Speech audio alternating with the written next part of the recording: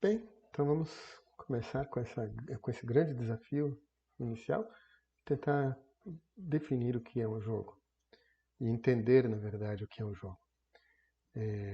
Antes da gente tentar se preocupar com a técnica, na verdade, temos que nos preocupar com a finalidade, onde exatamente queremos chegar e o que estamos querendo fazer. E quando a gente pensa, então, o que são os jogos, o que são os videogames, os jogos digitais, essa parece realmente uma questão difícil de ser respondida e de repente agora vocês podem pausar um pouquinho o vídeo e responder para vocês mesmos, do ponto de vista pessoal, o que vocês definem como um videogame. Então pausem agora e daqui a pouco continuamos. Pronto. Imagino que vocês já tenham tentado aí definir para vocês e vamos ver se essa definição bate com tudo que nós vamos falar daqui para frente. Então, para a gente definir os videogames, acho que na verdade antes a gente tem que voltar um pouquinho para trás. E temos que pensar antes de mais nada, o que são os jogos. Porque na verdade, videogames ou jogos digitais são jogos ah, dentro de uma plataforma digital, dentro de uma plataforma computacional, mas essencialmente são jogos. Então a primeira pergunta que nós devemos responder é, na verdade, o que são os jogos? E, na verdade, os jogos existem já há muito tempo, praticamente desde que se tem conhecimento aí da escrita da humanidade, já há relatos de jogos e da questão lúdica. Alguns jogos, inclusive, como o xadrez, o Go, são jogos milenares e, é, legal, a gente ainda hoje continua jogando eles com as mesmas regras. Bom, vamos então refletir um pouquinho. O que são os jogos? Nosso cérebro é uma máquina de reconhecer padrões. Nós aprendemos através da observação de padrões.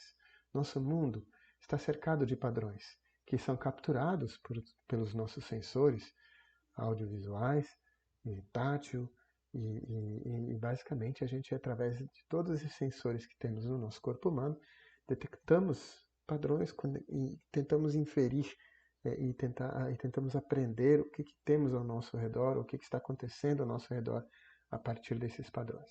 Então, o nosso cérebro é uma máquina de reconhecer padrões. E basicamente nós aprendemos um novo padrão que não conhecíamos antes a partir de padrões preliminares que nós sim conhecíamos. Assim vamos construindo nosso conhecimento. Nossas vidas, nós nos pautamos por padrões. Quando algo está fora do padrão, a gente tenta imediatamente querer entender o que é aquilo, o que está acontecendo naquele elemento. Por isso a gente diz que quando algo cai fora do padrão, isso nos causa estranheza, é esquisito para a gente, nós automaticamente somos incitados a querer resolver é, essa questão. Observem este desenho, onde nós temos vários ladrilhos. E, não sei, uns 40 ladrilhos mais ou menos, não sei. Mas tem um que imediatamente me desperta a atenção, que é esse ladrilho que está colocado fora de padrão, está fora de lugar. E o meu cérebro focou-se instantaneamente naquele elemento, ao invés de ficar prestando atenção nos demais. Por quê? Porque nosso cérebro quer resolver padrão, ele é desafiado por algum padrão que não está bem resolvido no nosso intelecto. Por isso nós, em primeiro momento, dizemos que essa diversão, esse bem-estar causado por um jogo, ele primeiramente vem assim, de um aspecto de triunfo por nós estarmos dominando um determinado padrão, por nós estarmos superando um desafio que nos foi apresentado de maneira descrita por regras, que são padrões, e que não era muito óbvia a resposta. No momento em que eu consegui resolver aquilo, há um triunfo, há uma dominação, há uma chama mastery, que provoca bem-estar interior da conquista, que está sempre por detrás dos jogos.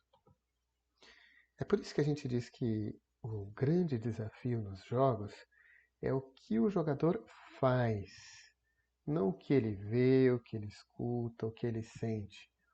O que conta mesmo é o que ele faz.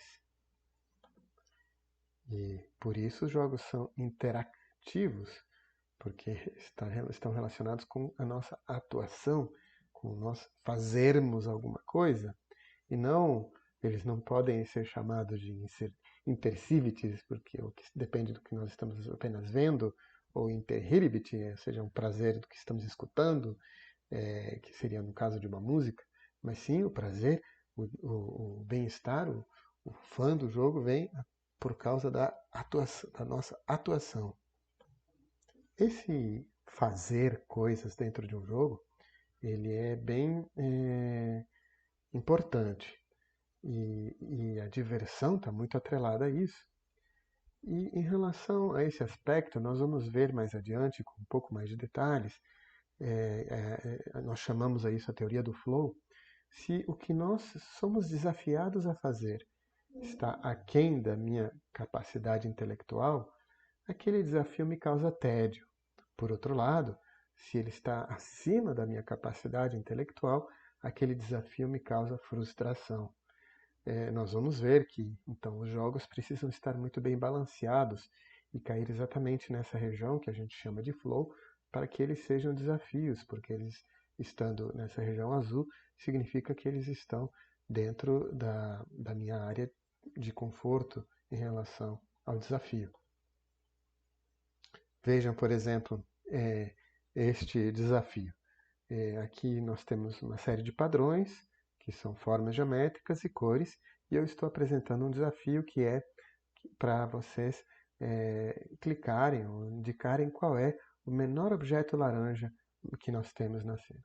Rapidamente você vai mostrar que esse círculo laranja, mas isso você vai achar muito chato. Por quê? Porque esse desafio foi muito simples, foi muito fácil para ser resolvido pela tua capacidade intelectual. Então nós podemos dizer que a habilidade que eu tenho é muito alta para o desafio que foi muito baixo. E a gente caiu aqui nessa região de tédio, tedioso. Apesar de ser um jogo, assim, foi muito chato. Agora, observem essa figura e eu vou dizer para vocês irem encontrando pontos pretos que formam um elefante, um contorno de um elefante. E você vai começar a achar, a clicar e, e depois de um tempo você vai acabar achando também muito chato, porque o desafio que foi colocado aqui está acima da tua capacidade de resolver o problema. Então, olhando aqui a teoria do flow, nós caímos na área de frustração. Ficou frustrante, porque a habilidade que eu tenho ela é muito baixa para a complexidade do desafio que me foi apresentado. Mais para frente, nós vamos entrar em mais detalhes nessa teoria do flow, que ela é muito importante para o processo de game design. Então, nós podemos dizer que a diversão que um jogo traz é algo químico? É produção de endorfinas ou de outros componentes químicos no nosso interior que nos causam um bem-estar? Que é esse friozinho na espinha, que também às vezes é uma questão fisiológica. Sim, a diversão tem um aspecto químico, mas a diversão que está por trás dos jogos é uma diversão que vem do ponto de vista intelectual. É um padrão que o nosso cérebro vai tentar resolver. Então, os jogos eles estão intrinsecamente relacionados a uma recompensa para o nosso intelecto. Então, a gente pode responder essa primeira pergunta: o que causa esse bem-estar no jogo? O que causa esse aprendizado, esse reconhecimento de padrões, essas recompensas que o nosso cérebro recebe e novos estímulos que nos são passados através desses padrões que nós vamos reconhecendo e resolvendo na medida que vamos andando no jogo. Nós, inclusive, podemos dizer que o oposto, quando a gente não recebe padrões, quando a gente não tem estímulos novos, a nossa vida começa a ficar chata, entediante. Nós precisamos de estímulos externos novos, nosso cérebro quer entender mais, quer progredir.